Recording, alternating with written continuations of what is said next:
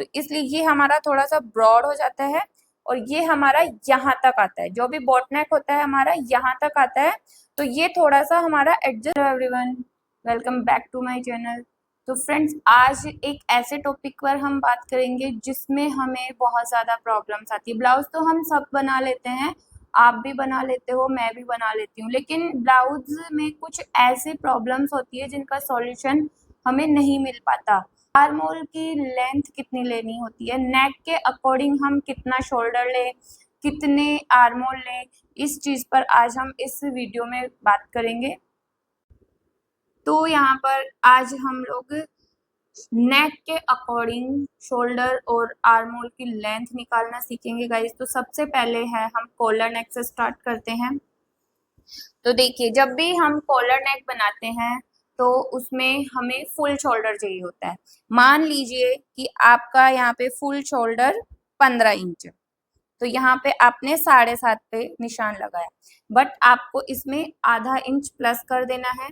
Plus क्यों करना है? क्योंकि जब आप यहाँ पे कॉलर अटैच करोगे तो यहाँ पे इधर भी आपका सीम में जाएगा और इधर भी आपका सीम में जाएगा, तो ये जो यहाँ पे है आपका कम नहीं होगा, इसे पूरा शोल्डर चाहिए होता है हमें।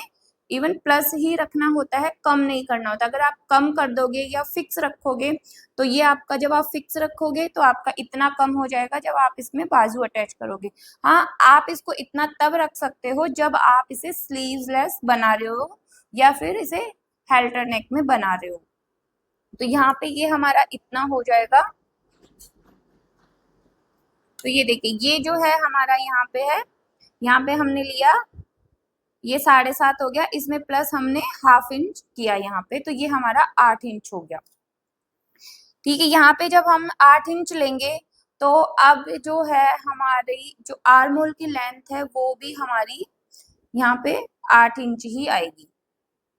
पूरी आर्म होल की लेंथ हमारी इतनी ही आएगी, जितना हमारा शोल्डर होता है मोस्टली हमारे आर्म होल की लेंथ उतनी ही आती है। बहुत ही कम केसेस में ये होता है कि हमारे आर्म होल की लेंथ कम हो। तो ये हो गया हमारा कॉलर नेक।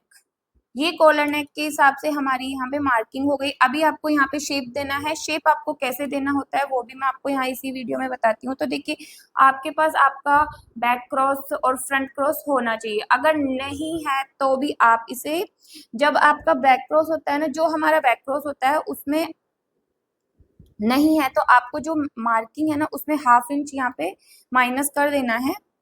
मैंने थोड़ा सा ज्यादा कर लिया गाइस, तो इस प्रकार से आपको यहाँ पे करना है।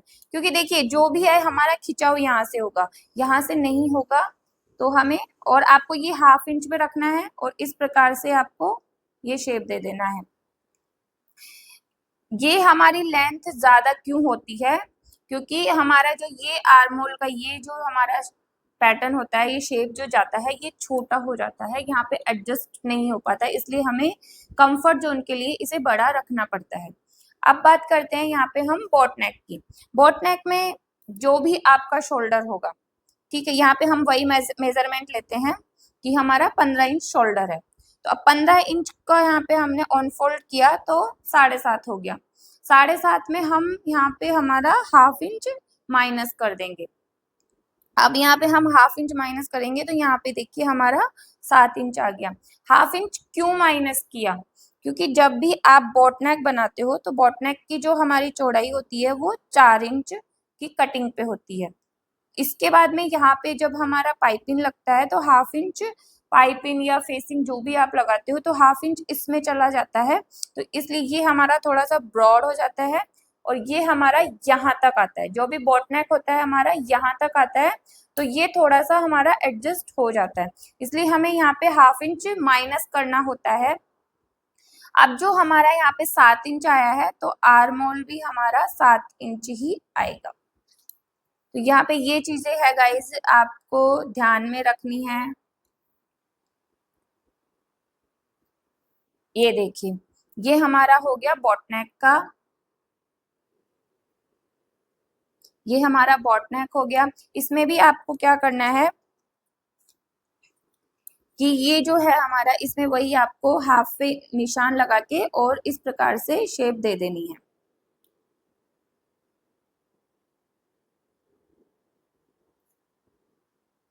देखिए ये जो है बॉट नेक और कॉलर नेक, मोस्टली इनमें हमें आर्म होल की लेंथ बड़ी ही लेनी होती है। अगर आप नहीं लोगे तो यहाँ से आपका कंफर्टेबल नहीं रहेगा।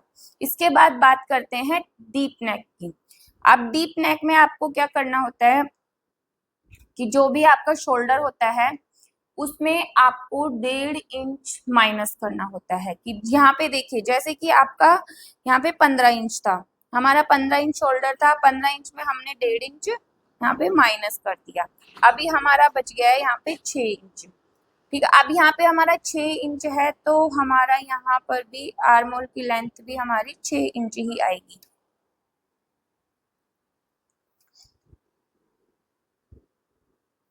ये इस प्रकार से आएगी और इसका वही आपको हाफ लेना है और ये आपको ये शेप दे देनी है। ये शेप भी हमारा चेंज होता जाता है, जैसे जैसे हमारा शोल्डर कम होगा, आर्म होल की लेंथ कम होगी, तो ये शेप भी हमारा इसका जो ये राउंड होता है ये चेंज हो जाता है। यहाँ पे बहुत कम होता है, फिर यहाँ पे थोड़ा सा ज्यादा होता है और यहाँ पे थोड़ा सा राउंड जो ये कर्व शेप होता है ये थोड़ा ज्यादा हो जाता है। तो गाइज आपको ये वीडियो कैसी लगी? आई होप कि जो आपकी कोल नेक के अकॉर्डिंग जो शोल्डर की और इसकी आर्म होल की लेंथ की जो प्रॉब्लम होगी वो कंफ्यूज होगा आपको, वो सॉल्व हो चुका होगा। और ये वीडियो आपको कैसी लगी तो आप मुझे कमेंट करके ज़रूर बताएं, और वीडियो अच्छी लगी तो गाइज प्लीज़ वीडियो को ज़्यादा से ज़्यादा शेयर करें। अगर आप मेरे चैनल पर न्यू है तो गाइज प्लीज़ मेरे चैनल को सब्सक्राइब कर ले।